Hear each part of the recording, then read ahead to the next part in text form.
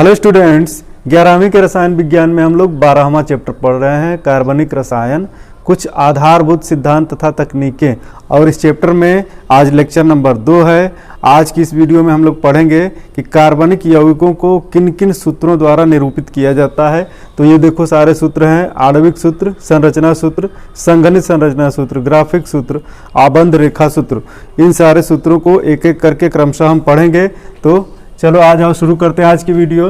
कार्बनिक यौगिकों का संरचनात्मक निरूपण, structural representation of organic compounds. तो चलो सबसे पहले शुरू करते हैं पहले सूत्र को, आणविक सूत्र को। आणविक सूत्र के लिए देखो डिफिनीशन इस प्रकार है। नंबर 1 है आणविक सूत्र या मॉलिक्यूलर फार्मूला। इस सूत्र के द्वारा यौगिक के अणु में उपस्थित परमाणुओं तथा उनकी संख्या को प्रदर्शित किया जाता है। तो मॉलिक्यूलर फार्मूला द्वारा यौगिक में कौन कौन से परमाणु हैं और उनकी संख्या कितनी है यह प्रदर्शित किया जाता है। यहाँ देखें उदाहरण लिख रहे हैं हम। इसके लिए उदाहरण है, अगर मीथेन को हम दिखाएं तो CH4 लिखते हैं, यह है मीथेन। मीथेन के लिए हम लिखते हैं CH4। तो CH4 में देखो कार्बन परमाणुओं की संख्या 1, हाइड्रोजन परमाणुओं की संख्या 4 है। तो कौन कौन से परमाणु हैं और उनकी संख्या कितनी है यही प्रदर्शित किया जाता है। अगर हम एथेन को लिखें तो लिखते हैं C2H6, यानी एथेन में कार्बन परमाणुओं की संख्या 2 है, हाइड्रोजन परमाणुओं की संख्या 6 है। इसी तरह से प्रोपेन को अगर लिखते हैं तो C3H8, ब्यूटेन को अगर लिखते हैं तो C4H10। इस तरह से हम आणविक सूत्र को लिखते हैं। यहाँ पे मीथेन से तो परिचित हो गए, एथेन, प्रोपेन, ब्यूटेन हो सकता है जानकारी ना हो। तो ये सारी चीज़ें ये IUPAC नामकरण में आती हैं, और IUPAC नामकरण जब हम लोग पढ़ेंगे तो वो ये सारी चीज़ें क्लियर हो जाएंगी। इसके आगे आने वाली वीडियोज IUPAC नामकरण की होंगी। तो ठीक है, यहाँ देख लो, यह मीथेन है CH4, एथेन है C2H6, प्रोपेन है C3H8 और ब्यूटेन है C4H10। अब हम चलते हैं संरचना सूत्र पर। दूसरा है संरचना सूत्र, अंग्रेजी में इसको कहते हैं स्ट्रक्चरल फार्मूला। इस सूत्र के द्वारा अणु में मात्र कार्बन कार्बन बंध को दर्शाया जाता है, कार्बन हाइड्रोजन बंध को नहीं दर्शाया जाता। तो संरचना सूत्र में केवल कार्बन कार्बन बंध को दर्शाया जाता है, बाकी कार्बन हाइड्रोजन बंध को नहीं दर्शाया जाता। यहाँ हम एग्जाम्पल लिख रहे हैं, देखो इसके लिए उदाहरण है।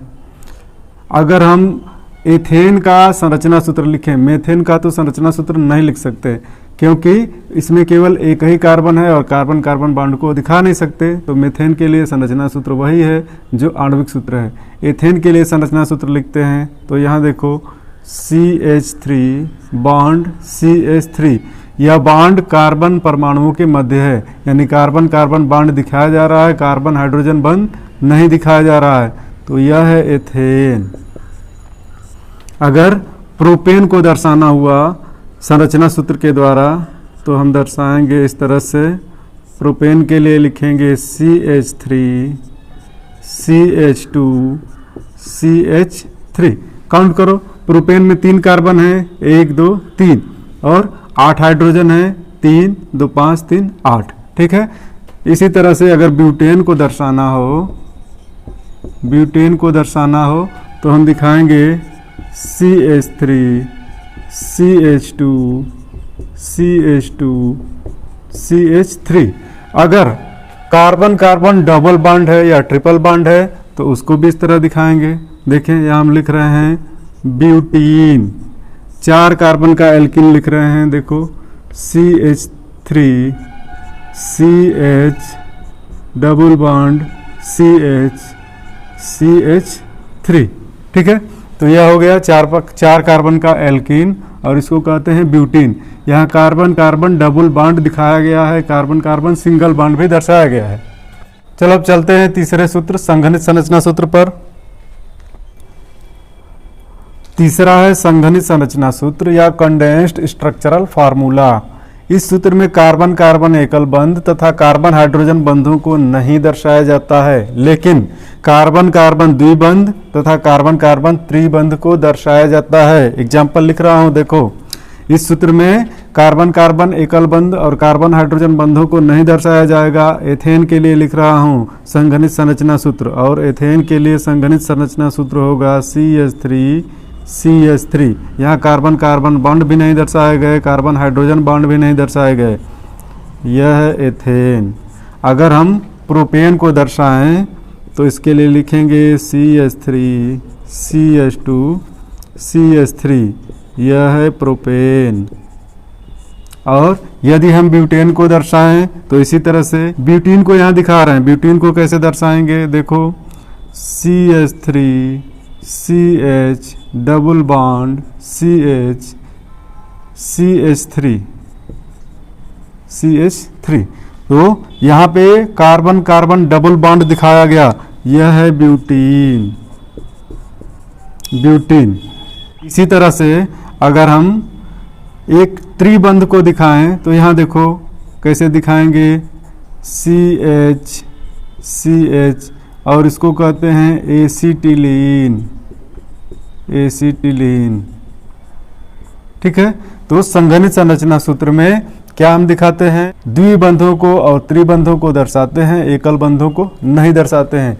एक और बात, संघनित संरचना सूत्र अगर बहुत बड़े कार्बनिक अणु का लिखा जा रहा है तो उसको और संघनित करके लिखा जा सकता है। यहाँ देखो उदाहरण, CH3 CH2 CH2 CH2 CH2 CH3। इस तरह से देखो इस कार्बन चेन वाले अणु में 1 2 3 4 5 6 कार्बन हैं कुल, और इसका नाम है हेक्सेन। इसको और भी संघनित करके लिखा जा सकता है। यहाँ देखो आगे लिख रहे हैं, इसी को हम हेक्सेन को और संघनित करके लिख रहे हैं। तो यहाँ देखो CH3, टर्मिनल पे दोनों तरफ CH3 है ना, तो CH3 और मध्य में CH2 के कितने अणु है काउंट करो, CH2 CH2 CH2 CH2 1 2 3 4। तो CH2 एक ही हम लिखेंगे, 4 टाइम्स इसको दिखा देंगे CH3। ठीक है, तो हेक्सेन का और संघनित रूप लिख दिया गया CH3 CH2 4 टाइम्स CH3। तो इस तरह से हम संघनित संरचना सूत्र लिखते हैं। अब आप जल्दी से इसका स्क्रीनशॉट ले लें, हम अगले सूत्र पे चलते हैं। नंबर 4 है ग्राफिक सूत्र। इसको पूर्ण संरचनात्मक सूत्र भी कहते हैं, ग्राफिक फार्मूला या कंप्लीट स्ट्रक्चरल फार्मूला। तो चलो देखते हैं ग्राफिक सूत्र क्या है। इस सूत्र द्वारा अणु में उपस्थित सभी परमाणुओं तथा उनको जोड़ने वाले बंधों को दर्शाया जाता है। तो ग्राफिक सूत्र द्वारा हम क्या दर्शाएंगे, अणु में जो भी परमाणु होंगे उनको दर्शाएंगे और उनको जोड़ने वाले जो बॉन्ड हैं उनको भी दर्शाएंगे। तो देखिए एग्जाम्पल यहाँ बना रहा हूँ। अगर हम मेथेन का ग्राफिक सूत्र लिखते हैं, CH4 के लिए ग्राफिक फार्मूला लिखेंगे तो कैसे लिखेंगे, कार्बन और इसके साथ हाइड्रोजन जुड़े हैं 4 परमाणु, तो इनको भी लिखेंगे और इनके बॉन्डों को भी दर्शा दिए। ठीक है, यह है मेथेन। इसी तरह अगर हम एथेन लिखते हैं, एथेन, तो एथेन के लिए चूंकि 2 कार्बनिक यौगिक है, इसके साथ हर कार्बन के साथ 3 हाइड्रोजन हैं, तो इनके बॉन्डों को दर्शाते हुए हाइड्रोजन परमाणु को भी दर्शा दिए। ठीक है, तो इसको हम कहेंगे ग्राफिक सूत्र। इसी तरह हम लिख दे रहे हैं, यहाँ देखो पेंटेन लिख रहे हैं। पेंटेन 5 कार्बन का हाइड्रोकार्बन है, तो 5 कार्बन और उससे जुड़े हुए हाइड्रोजन परमाणु भी बना रहे हैं। ये देखो टर्मिनल पे 3 हाइड्रोजन लगते हैं, चूंकि टर्मिनल पे CH3 लिखा जाता है ना, इसीलिए ताकि टर्मिनल पे 3 हाइड्रोजन होते हैं और बीच में CH2 लिखते हैं। तो देखो बीच में हर कार्बन के साथ 2-2 हाइड्रोजन लगे हैं, इसलिए बीच में हम CH2 लिखते हैं। और यहाँ देखो फिर से टर्मिनल आ गया, यहाँ 3 हाइड्रोजन जुड़ गए। ठीक है, तो इस तरह से हम लिखेंगे पेंटेन को 1 2 3 4 5 कार्बन। आगे आओ एक और एग्जाम्पल पे आते हैं। देखो जब हम चक्रीय यौगिकों का ग्राफिक सूत्र लिखेंगे तो कैसे लिखेंगे। सबसे सिंपल जो चक्रीय यौगिक है 3 कार्बन का बनेगा, और 3 कार्बन के लिए हम इस तरह से चक्रीय यौगिक बना रहे हैं। ये देखो, ठीक है, चूंकि 3 कार्बन है और साइक्लिक यौगिक है तो इसका नाम लिखते हैं साइक्लो, और 3 कार्बन है तो 3 कार्बन के लिए हम लिखते हैं साइक्लोप्रोपेन। ठीक है, यहाँ लिख रहे हैं देखो दो दो हाइड्रोजन इनके साथ जुड़े हैं, इनको दिखा दे रहे हैं।